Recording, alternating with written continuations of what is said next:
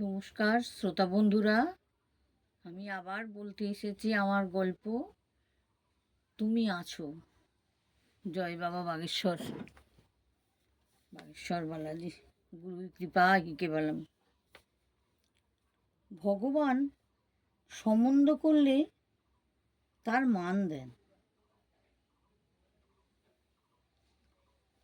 বর্তমানকালে ছোটরা বড়দের একেবারেই সম্মান সমাদর করে না, ভাবে বড়রা আগেকার দিনের লোক, ওরা এখনকার কিছুই বোঝে না। এ কথাও সত্যি, বর্তমান সমাজের কুটকাছালি আগেকার মানুষরা সহজে বুঝতে পারে না। তাই গুরুদেব তার কথার মাধ্যমে সহজ করে উপদেশ দেন। একবার কথাতে উনি ওনার দুটো গল্প শোনালেন। একবার ট্রেনে কিছু কম বয়সের ছেলে ছোকরা ট্রেন কম্পার্টমেন্টে খালি রেখে ঠিক করলো চেন টেনে ট্রেন থামাবে। নিজেদের মধ্যে যা কিছু পয়সা টাকা ছিল সেগুলো বার করে একজনের পকেটে রেখে দিল। মোট 1200 টাকা। ট্রেন থামানোর জরিমানা তো লাগে 500 টাকা। এমন সময় একটা ছেলে বলল, ওই দেখ, ওই কোণে একটা বুড়ো ঘুমোচ্ছে, যদি ধরে ওই বুড়োটাকে দেখিয়ে দেবো, হেব্বি মজা হবে, আমাদের টাকাও খরচ হবে না।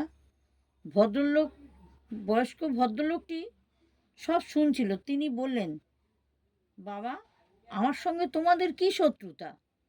আমি তো তোমাদের চিনিও না, জানিও না, তোমরা কেন আমায় বিপদে ফেলতে চাইছো? ছেলেগুলো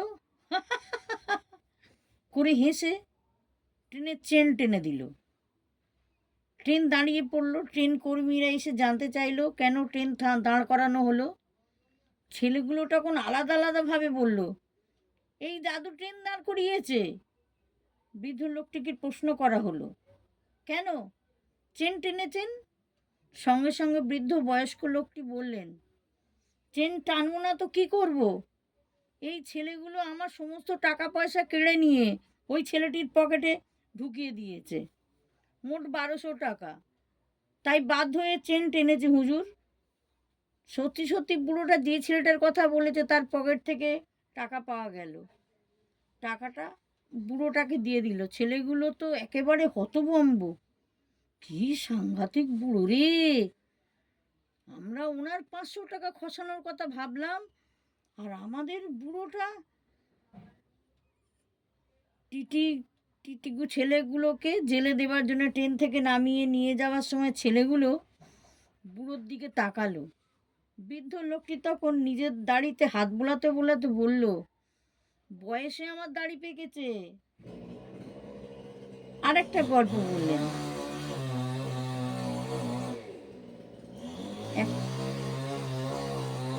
একটা গ্রামে একটা ছেলে পাশের গ্রামের একটা মেয়েকে ভালোবেসেছিল, কিন্তু বাড়ি থেকে রাজি নয়। ছেলের বাড়ি না মেয়ের বাড়ি, কিন্তু ছেলেটি ঠিক করলো ওই মেয়ে ছাড়া আমি কাউকেই বিয়ে করব না। মেয়েও তাই। যাই হোক, অনেক লেবু কচলে কচলে বিয়েটা ঠিক হলো। কিন্তু মেয়ের বাড়ি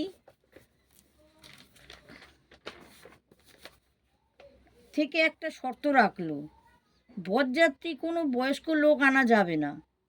অনেক কথা কাটাকাটি করার পর ঠিক হলো কোনো বয়স্ক লোক যাবে না। কিন্তু বিয়ের দিন ছেলের মামা বলল, আমি যাব। মামা না গেলে কোনো শুভ কাজ হয়? যাই হোক, সবাই মিলে বুঝিয়ে সুঝিয়ে ঠিক করলো মামা বাসে লুকিয়ে থাকবে, বিয়ের আসরে যাবে না। আর হলোও তাই। বর আর বরযাত্রী এগিয়ে গেল। মেয়ের বাবা এসে, এখানে দাঁড়াও, একটা শর্ত আছে, সেটা রাখলে তবে বিয়ে হবে। ছেলে ছোকরারা জানতে চাইলো, কি শর্ত? মেয়ের বাবা বলল, আমাদের গায়ে একটা নদী আছে, তাতে যদি দুধ দিয়ে ভরিয়ে দাও তবেই এই বিয়ে হবে। তখন বর আর বরযাত্রীরা ফিরে গাড়ির কাছে গেল। মামা বলল, কি ব্যাপার, তোরা ফিরে এলি? মামা, এ বিয়ে হবে না। কেন? একজন মেয়ের বাবার শর্তটা শোনালো। শুনে মামা জোরে জোরে হেসে বলল, এই কথা! এর জন্যে ফিরে এলি? তা কি করব? এত দুধ কোথায় পাবো যে নদী ভরবো? মামা বলল, একজন গিয়ে মেয়ের বাবাকে বলে আয়, দুধের জোগাড় হয়ে গেছে, জল খালি করার ব্যবস্থা করো। একজন গিয়ে ওই কথাই জানাতে মেয়ের বাবা বলল, সঙ্গে কোনো বয়স্ক লোক আছে? ছেলের মামা গিয়ে দাঁড়ালো, ভাগ্নের 4 হাত এক করে বাড়িতে নিয়ে এলো। গল্পের মাধ্যমে বাবা বোঝাতে চেয়েছেন, বড়দের বুদ্ধি নিয়ে তবে বড় কাজ করতে হয়, বড়দের মান সম্মান করতে। নমস্কার, আজ এই পর্যন্ত। আশা করি গল্পটা ভালো লাগবে। ভালো লাগলে বেল আইকনটি ক্লিক করবেন, সাবস্ক্রাইব করবেন। ধন্যবাদ।